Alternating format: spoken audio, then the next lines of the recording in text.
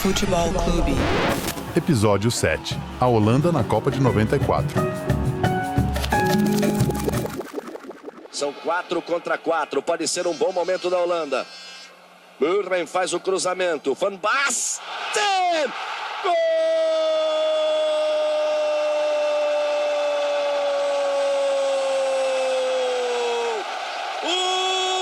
Golaço de Van Basten! Este foi Galvão Bueno pela TV Globo, narrando o segundo gol da Holanda na final da Eurocopa de 88. Vitória de 2-0 sobre a União Soviética, no único título que a camisa laranja conquistou em toda a sua história. Uma taça que até hoje é lembrada pelo torcedor holandês como grande momento da sua seleção. A Euro de 88 foi o último momento futebolístico dos soviéticos. Afinal, estávamos a pouco mais de um ano da queda do Muro de Berlim e há aproximadamente 3 anos do fim da União Soviética. O regime ainda respirava por aparelhos com a perestroika, glasnost, buscava sobrevivência. Do outro lado, uma nova crise capitalista motivada pela especulação imobiliária viria das terras nipônicas. A Guerra Fria, depois de 40 anos, dava sinais de que iria acabar. No campo, o time laranja prometia, enfim, levantar o caneco na Itália, principalmente por contar com Rijkaard, Gullit e Van Basten. Esse trio de holandeses se juntou a Baresi, Maldini, Costa Curta e Ancelotti no Milan do final dos anos 80. E este time foi bicampeão europeu nas temporadas 88-89 e 89-90. Naquela época, o campeonato italiano era o principal torneio de futebol do mundo. Um futebol duro, de muita marcação, violento, mas com os maiores talentos da época distribuídos pelos seus clubes. E, neste campeonato truncado de puro catenaccio, o Milan se destacou com um futebol ofensivo que conquistou a Itália e a Europa. Por isso, a expectativa sobre a Holanda na Copa de 90, ali na Itália, era altíssima. Afinal, o time era campeão europeu e seus principais craques brilhavam no Milan, vencendo tudo e todos. Mas, por incrível que pareça, o time se perdeu em brigas envolvendo comissão técnica, jogadores e os muitos técnicos que ali passaram. Uma pena. A Holanda, como diz o ditado, por fora, bela viola. Mas o time estava podre. E ficou evidente quando a Copa da Itália teve início. 4 jogos e nenhuma vitória. Na fase de grupos, 3 empates miseráveis contra Irlanda, Egito e Inglaterra. A Holanda só foi para as oitavas no sorteio, porque os critérios de desempate estavam iguais. E teve pela frente a Alemanha. E, claro, os alemães estavam com a laranja engasgada. Perderam as semifinais da Euro 2 anos antes, quando eles, a Alemanha, que eram considerados favoritos. A Alemanha venceu por 2-1 e a Holanda voltou para casa bem mais cedo do que o torcedor esperava. And there's the final whistle.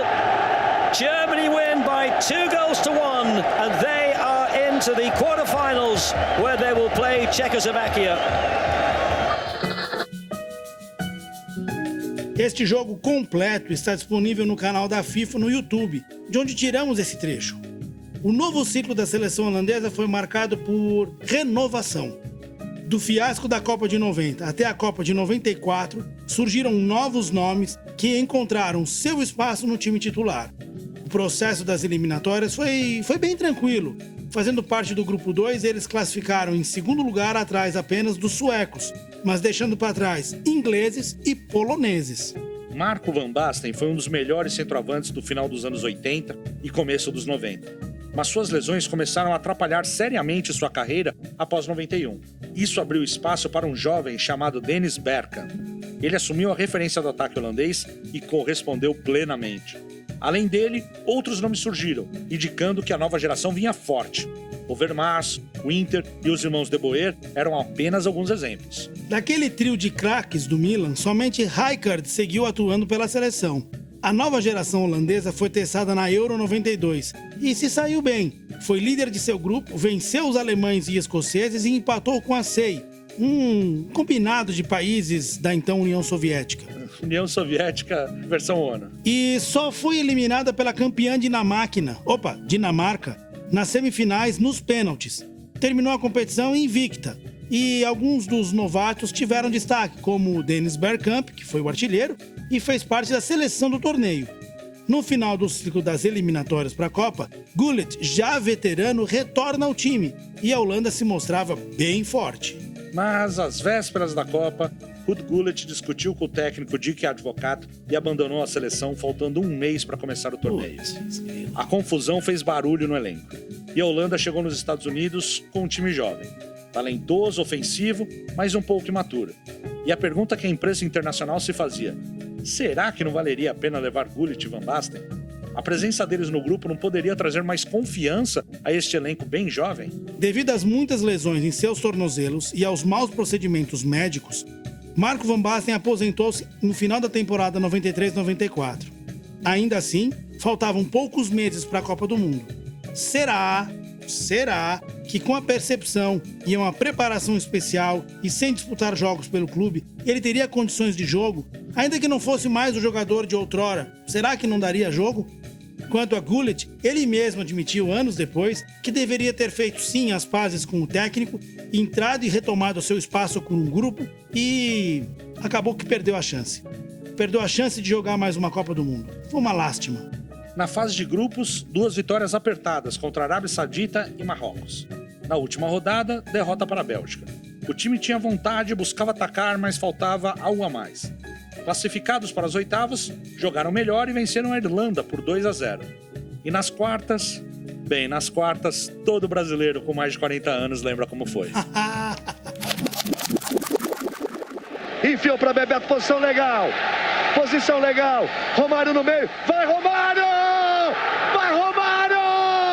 Vai Romário! Gol!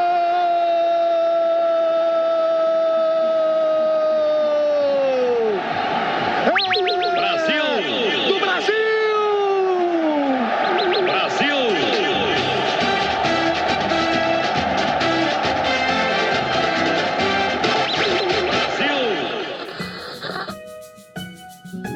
Ô, saudade!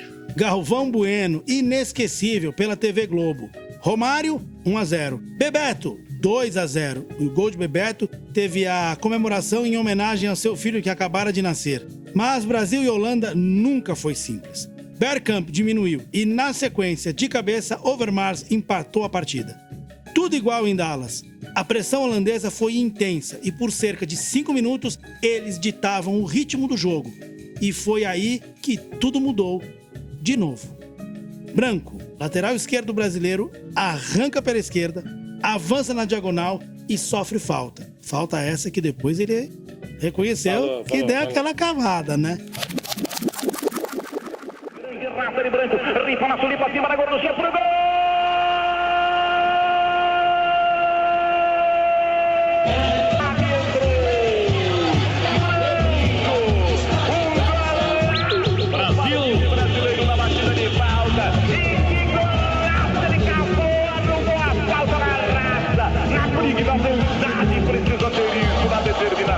E ele pegou e bateu e fez o gol brasileiro.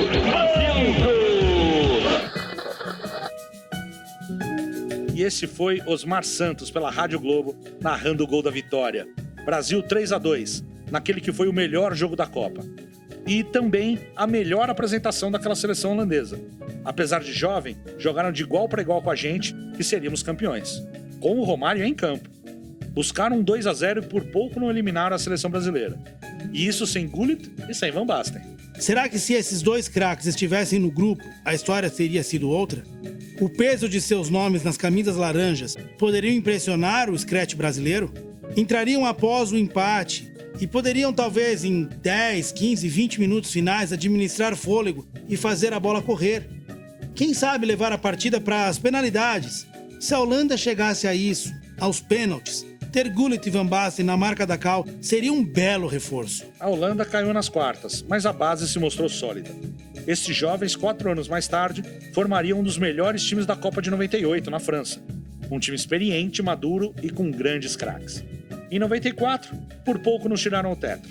Ainda bem que nem Gullit nem Van Basten estavam no grupo para fazer alguma diferença. Mas a história não pode ser reescrita. Só podemos imaginar a diferença que esses craques teriam feito ao time que disputou a 15ª edição da Copa do Mundo, nos Estados Unidos, em 1994. Meu xará é o Thiago Montelli. E ele é o Thiago Castro. Este é o Que Falta Você Fez Futebol Clube, episódio 7, Holanda na Copa de 94. Até a próxima.